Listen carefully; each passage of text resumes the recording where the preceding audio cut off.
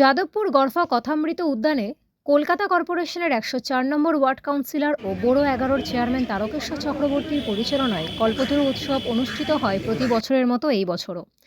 উল্লেখ্য যে ১৮৮৬ সালের ১লা জানুয়ারি শ্রী শ্রী রামকৃষ্ণ পরমহংসদেব কাশীপুরের উদ্যানবাটিতে ভক্তদের নারায়ণ দর্শন দিয়েছিলেন। পরবর্তীকালে সেখানেই তিনি শেষ নিঃশ্বাস ত্যাগ করেন। কেন বছরের পর বছর এই দিনেই মানুষ পুজো দিতে ভিড় করেন দক্ষিণেশ্বর মন্দিরে? প্রচলিত বিশ্বাস অনুযায়ী এই কল্পতরু হলো এমন একটি বিশেষ বৃক্ষ যার কাছে কিছু চাইলেই তিনি ফিরিয়ে দেন না। কল্প কথার অর্থ হচ্ছে ইচ্ছে এবং তরু কথার অর্থ হলো বৃক্ষ। অর্থাৎ যে গাছের কাছে আপনি নিজের মনোকামনা জানালে সেটি পূরণ হয়ে যায় তাকেই বলা হয় কল্পতরু। পুরাণ মতে স্বর্গের নন্দনকাননে পারিজাত বৃক্ষ নামে একটি বৃক্ষ রয়েছে যাকে কল্পতরু বলা হয়।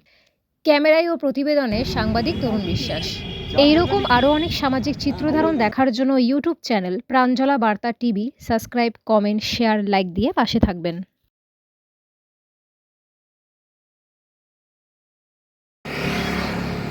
জয় রাম বাটি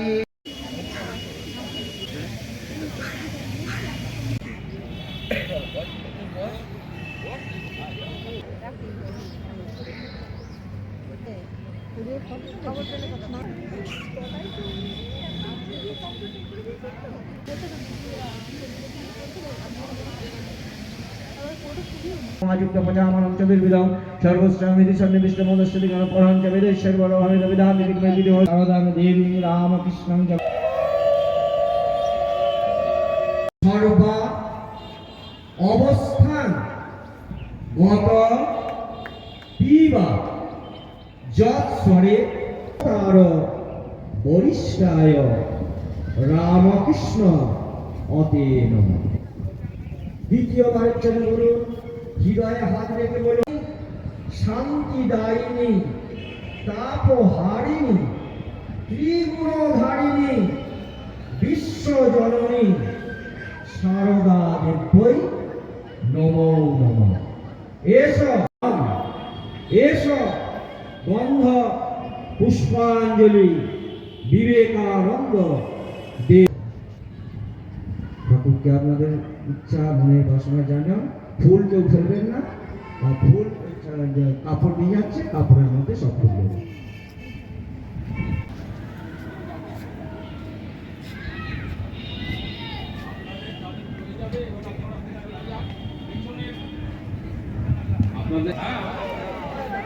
আপনারা একটু সমাধান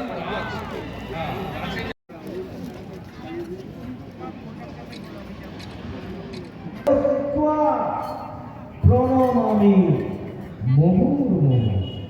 দ্বিতীয়বারের জন্য হৃদয় হাত রেখে বলুন, নমো নিত্য। ফুল কেউ ফেলবেন না।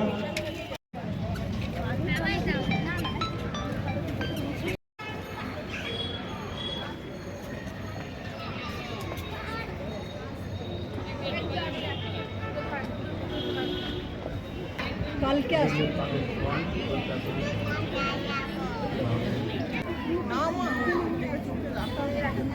नमैति मंगलगतं वितमेत्वा शिवाय स्वाहा नमैति मंगलगतं वितमेत्वा शिवाय स्वाहा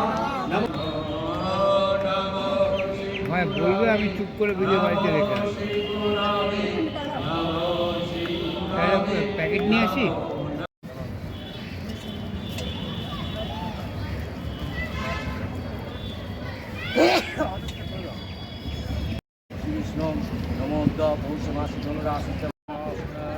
এই যে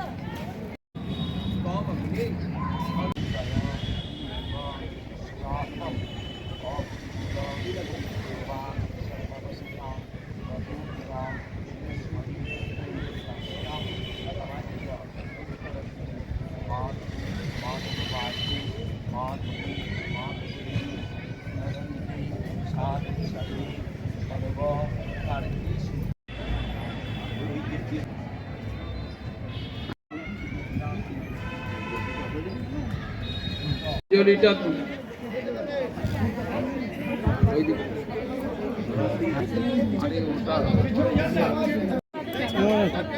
যদি কেউ দিতে চান বাবা এবার ভগবানের উদ্দেশ্যে অঞ্জলি দেওয়া শুরু করো। পাপ পুণ্য তারতম্য যে কামনা মনে আছে বলে না ঠাকুরের কাছে, যে কামনা আছেন ঠাকুর আলো করে বলরামের ঘর, ধেই ধেই প্রেমানন্দে নাচেন গদা। বৈরাগ্য ঝুলে দুই কাঁধে সদা ঝুলে, দুই কাঁধে সদা ঝুলে এসেছে নূতন মানুষ নর রূপ ধর, তুমি নর রূপ ধর বিজিত তোমায় এত করে ডাকছি মা গো শুনতে, জয় পঞ্চক আর ভূত গো বিলাসিনী আগরের বুকে লহরি যেন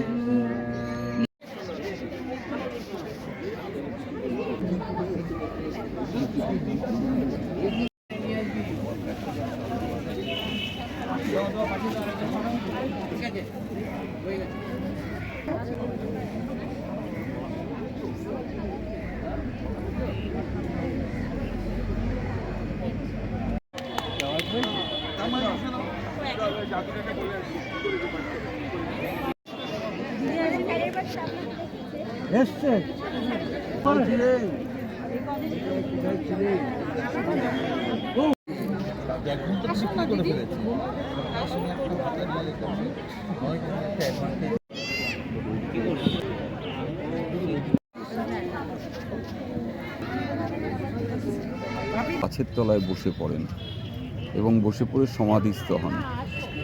তার যখন সমাধি ভাঙে তিনি তখন একটা কথাই তার ভক্তদের উদ্দেশ্যে বলেন, তোমাদের চৈতন্য হোক। তোমাদের চৈতন্য হোক মানে হচ্ছে তোমরা সবাই ভালোর দিকে এগো, তোমাদের সকলের ভালো হোক, তোমরা সব ভালো চিন্তা করো, মন্দ চিন্তাকে বাদ দিয়ে ভালো চিন্তা করো।